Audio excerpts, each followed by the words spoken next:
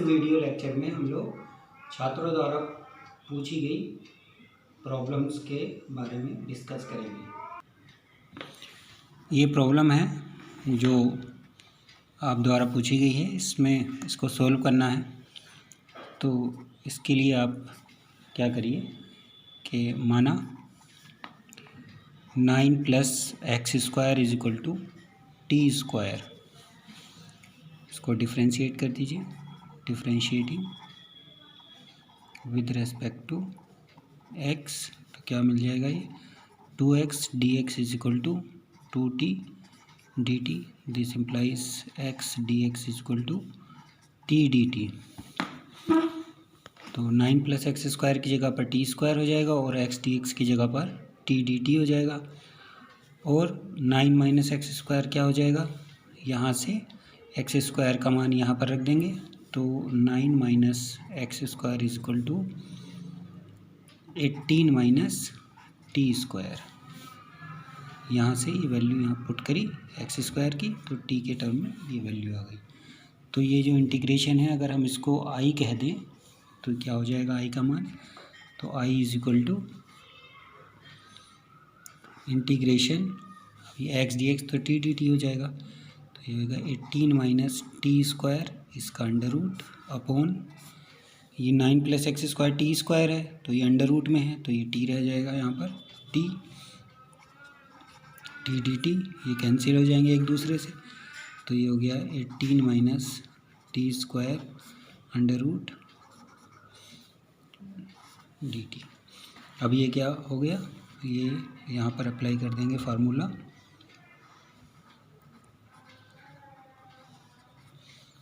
a² - x² dx, इसका formula क्या होता है x/2 a² - x² plus a²/2 sin inverse x/a। इसको अप्लाई करेंगे तो क्या मिलेगा हमको, i बराबर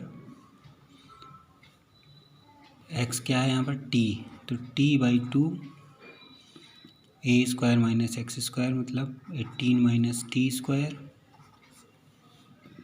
प्लस a² है 18/2 साइन इनवर्स x की जगह पर t और a की जगह पर under root 18 plus a constant c। इसमें अब t की वैल्यू को वापस पुट कर देंगे, तो t बराबर हो जाएगा 9 + x² का अंडर रूट।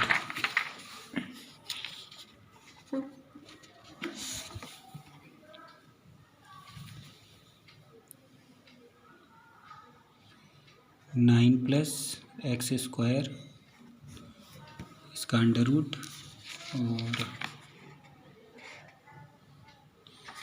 18 - t² का अंडर रूट है, वो हो जाएगा 9 - x² उसका अंडर रूट और 1/2 ये रहा, प्लस 18 को जब 2 से डिवाइड करेंगे तो 9 और ये हो जाएगा साइन इनवर्स t की जगह वैल्यू रख दिया 9 + x² का under root upon 18 under root.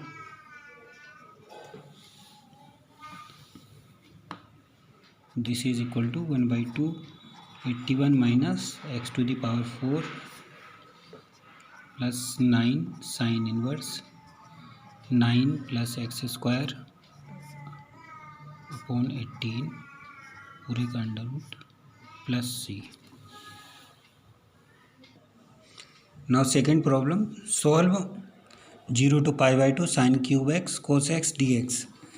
तो इस प्रॉब्लम को हम लोग दो प्रकार से सॉल्व करके करेंगे। तो पहला तो तरीका जो है फर्स्ट मेथड,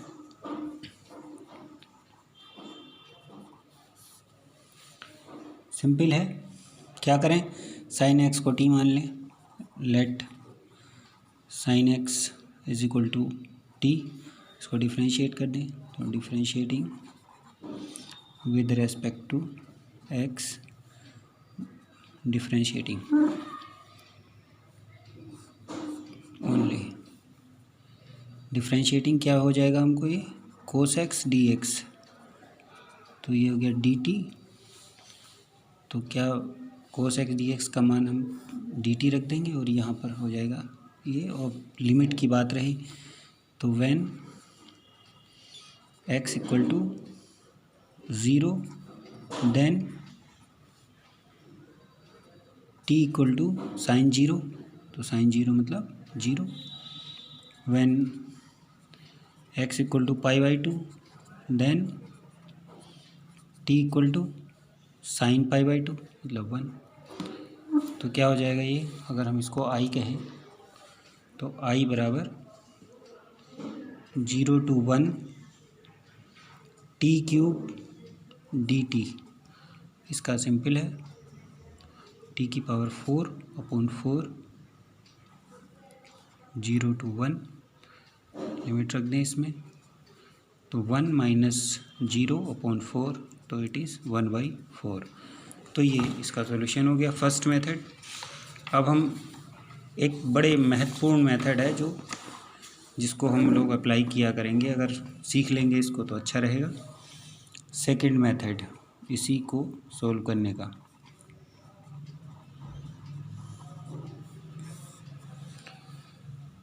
वो है गामा फंक्शन के द्वारा इस तरह की प्रॉब्लम को सॉल्व करना।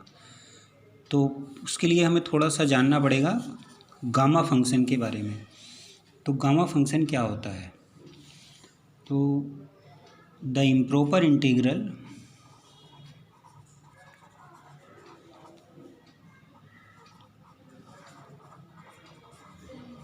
जीरो टू इन्फिनिटी ई की power minus x x to the power m-1 dx is called, यहाँ पर एक बात का ध्यान रखना है कि m greater than 0 is called gamma function of m। it is denoted by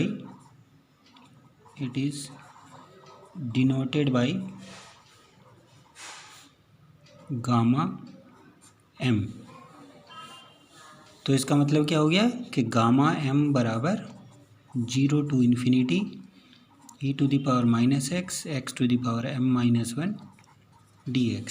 तो इसकी कुछ प्रॉपर्टीज़ होती हैं, वो आप रिमेंबर कर लीजिएगा। प्रॉपर्टीज़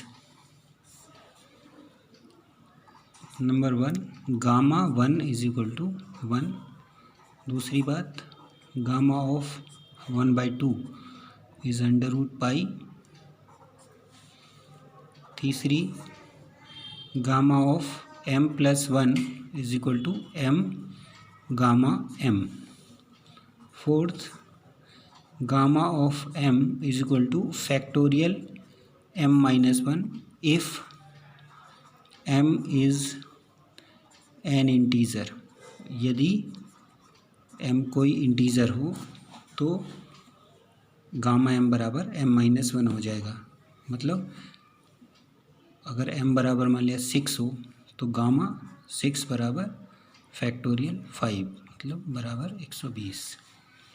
तो जैसे यहाँ है, तो अगर गामा 6 का मान हम निकालें तो गामा 6 बराबर यहाँ से निकल गया सीधे, लेकिन अगर यहाँ इसकी हेल्प से देखें इस प्रॉपर्टी को तो क्या लिखेंगे, 5+1 गामा बराबर 5 गामा 5। ये ऐसे ही 5 को लिख सकते हैं हम लोग 5 4+1 गामा, फिर 4+1 गामा को क्या लिखा जाता है इस प्रॉपर्टी से, 4 गामा 4। तो ये हो जाएगा 5 × 4 और ये हो गया गामा 4। तो ये हो गया। अब 4 को क्या लिख सकते हैं, गामा 4 को ऐसे ही 3+1 लिखेंगे, तो ये हो जाएगा 5 × 4 और × 3 और गामा 3। फिर 3 को क्या लिख सकते हैं, 5 × 4 × 3 और ये हो जाएगा 2+1, तो ये 2 गामा 2। फिर 2 को क्या लिख सकते हैं, 2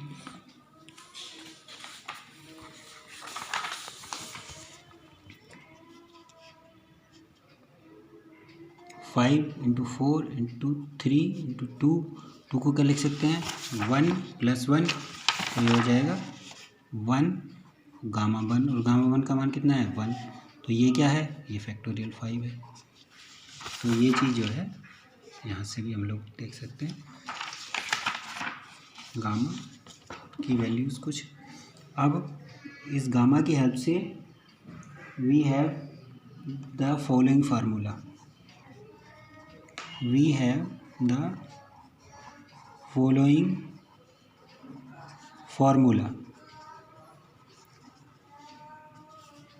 which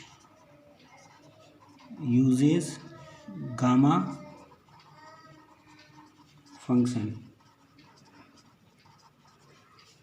क्या है वो फार्मूला 0 to π/2 साइन की पावर m थीटा कोस की power n theta d theta = m + 1/2 gamma n + 1/2 gamma upon 2m + n + 2/2 gamma. So this is the formula which we have to use। अब जो हमारी problem थी अब हम उस पर वापस आते हैं, उस प्रॉब्लम के अनुसार देखते हैं। प्रॉब्लम में क्या हुआ है हमारे सामने m बराबर कितना है 3 साइन की पावर 3 तो यहाँ पर इन प्रॉब्लम m = 3 और कोस की पावर n कितना है यहाँ पर 1 तो n = 1 तो क्या हो जाएगा ये 0 to π/2 sine cube x cos x dx बराबर 3 + 1/2 गामा 1 + 1/2 गामा अपॉन 2 3 + 1 + 2/2 गामा। तो ये कितना हो गया यह हो गया 3 + 1 4/2 यानी Γ2 ये 2/2 यानी Γ1 ये हो गया 2 ये कितना हो गया 3 और 3 6 Γ3 कितना मान आया Γ2 मतलब फैक्टोरियल 1 और Γ1 का मान 1 होता है 2 Γ3 मतलब फैक्टोरियल 2 इसका मान 2 होता है तो कितना हो गया मान 1/2 × 2 बराबर 1/4 और यही तो मान हमने अभी निकाला था। इस प्रॉब्लम के लिए तो कोई ख़ास बात नहीं थी, ये तो सिंपल थी प्रॉब्लम, साइन एक्स को टी मान करके भी हम कर सकते थे। लेकिन अगर प्रॉब्लम ये होती सपोज़ इसको सॉल्व करना होता कि sine cube x cos square x dx तब क्या करें हम, तो उस केस में गामा फंक्शन का अगर हमें आता है तो इसको हम लोग डायरेक्टली सॉल्व कर सकते हैं। वो उसके अनुसार क्या हो जाएगा m बराबर 3 तो 3 + 1/2 गामा n बराबर 2 2 + 1/2 gamma upon 2 m + 3 + n 2 + 2/2 gamma. ये क्या हो गया 3 + 1/2 मतलब 4/2 यानी 2 गामा ये 2 + 1 3/2 गामा अपॉन 2 3 2 5 2 7 7/2 गामा। अब इसकी वैल्यू कैसे निकालेंगे Γ2 तो 1 हो गया फैक्टोरियल 1 अपॉन 2 Γ3/2 को हम लोग लिख सकते हैं 3/2 को लिख सकते हैं हम लोग 1/2 + 1 तो ये हो जाएगा Γ3/2 बराबर 1/2 + 1 गामा तो 1/2 + 1 मतलब ये हो जाएगा 1/2 गामा 1/2। अब 7/2 है तो इसको कैसे लिखेंगे, इसको लिखना पड़ेगा हमको 7/2 को 5/2 + 1 तो ये आएगा 5/2 गामा 5/2। अब फिर 5/2 को लिखेंगे इसी तरीके से तो ये आएगा 5/2 3/2 3/2 गामा, फिर उसको लिखेंगे 5/2 3/2 और ये 1/2 और गामा 1/2। तो ये हो जाएगा 5/2 3/2 1/2 गामा 1/2। ये ऊपर नीचे कैंसिल हो गया, गामा 1 फैक्टोरियल 1 होता है, ये इस 2 से ये 2 कैंसिल हो गया, 2 ऊपर चला जाएगा 2/15। सो ये तो इसको इस तरीके की प्रॉब्लम सॉल्व करने में हमें गामा फंक्शन बहुत हेल्पफुल होगा। Next problem 0 to 6 1/1 + x² dx का मान सिम्पसन के द्वितीय नियम से ज्ञात करें। तो इस प्रॉब्लम को पहली बात तो ये पता होना चाहिए द्वितीय नियम मतलब सिम्पसन का 3/8 रूल को सेकंड नियम कहते हैं। तो Simpson second rule means Simpson 3/8 rule. तो ये रूल पता होना चाहिए, क्या होता है ये, I = A to B y dx = x0 to xn y dx। इसका मान 3h/8 y0 + yn plus 2 times y3 + y6 plus yn-3 plus 3 times y1 + y2 plus y4 + y5 plus yn-2 plus yn-1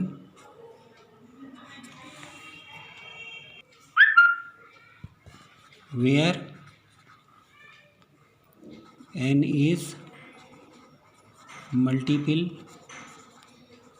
of 3 and h = b - a/n। तो हमें अपनी problem को अब can देखना है। इसमें हमें जो इंटरवल है वो दिया हुआ है इंटरवल I 0 6। तो पहला काम ये है कि divide interval into 6 parts, 6 equal parts. Then h = 6 - 0/6 = 1। तो h का मान 1 हो जाएगा। अब यहाँ पर हमारे पास क्या है, हेयर y dx। तो y मतलब y dx, y मतलब 1/1 + x²। तो दिस इज़ 1/1 + x²। तो प्रिपेयर टेबल। तो टेबल हम प्रिपेयर करेंगे तो x और y। तो x में क्या है, पहले हम कहाँ से स्टार्ट करेंगे, 0 से, 0। फिर 0 में 1 ऐड करो, 1 में 1 ऐड करो 2, फिर 3, फिर 4, फिर 5 और फिर 6 तक हमारा लास्ट है। अब 0 के कॉरस्पॉन्डिंग y की वैल्यू, तो यहाँ पर जब हम 0 रखेंगे तो 1/1 + 0 1, यहाँ पर फिर 1 रखो तो 1 + 1 2 हो गया, तो ये 0.5। अब यहाँ पर 2 रखो तो 2² + 1 तो ये हो गया 5, तो 1/5। तो इसकी वैल्यू आ गई हमारी 0.2। 3 के कॉरस्पॉन्डिंग 3 का स्क्वायर 9 और +1 10, 1/10 यानी 0.1। फिर 4 के लिए वैल्यू जब आप रखोगे तो 4 स्क्वायर 16 और 1/17। तो ये कैलकुलेटर आप यूज़ करिएगा यहाँ पर 0.588। फिर 5 के लिए जब वैल्यू निकालेंगे तो 0.385। ये 4 प्लेस तक हम लोग कम से कम रख लें, ज़्यादा भी लग सकते हैं आप। तो ये टेबल हो गई हमारी।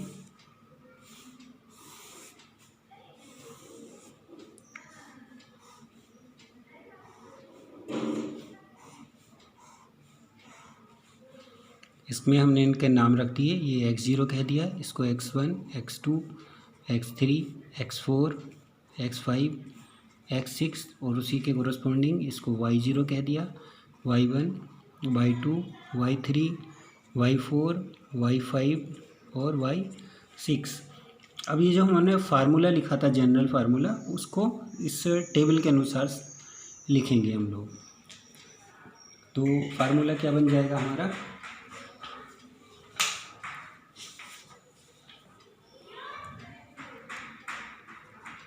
writing the formula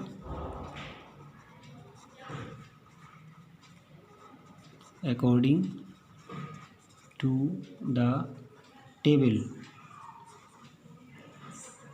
we have integration 0 to 6 y dx, this is equal to 3h/8 y0 plus yn होता है, yn की जगह पर है 6, तो y6 प्लस 2, फिर होता है y0 प्लस yn की जगह 6 था तो ये y6 हो गया लास्ट वाला, 2, फिर y3, y6, y के 3 के मल्टीपल्स, तो यहाँ पर केवल है 3y3, तो ये हो गया 2y3, फिर प्लस 3 और रिमेनिंग टर्म्स, तो 3 और रिमेनिंग में है y1 y2, y1 plus y2 plus y4 y5, y4 plus y5, ये फार्मूला हो गया। अब इसमें वैल्यूज़ को पुट कर देंगे हम लोग। वैल्यूज़ पुट करेंगे तो 3h का मान 1, 8, y0 है हमारे पास 1 प्लस y6 है 0.027 प्लस 2, y3 का मान है 0.1 प्लस 3, y1 का मान है 0.5 प्लस 0.2 प्लस y4 का मान है 0.0588 और फिर y5 का मान है 0.0385। इन सबको हम लोग सॉल्व कर देंगे तो ये हमारे पास आ जाएगा 3/8 1.027 प्लस 0.2 प्लस 3 मल्टीप्लाई 0.7973 और इसको अगर आप सॉल्व कर लेंगे तो 3/8 3.6189 और सॉल्व करने के बाद ये आता है 1.357। तो ये आई की वैल्यू हमारी कैलकुलेट हो गई इस तरह से।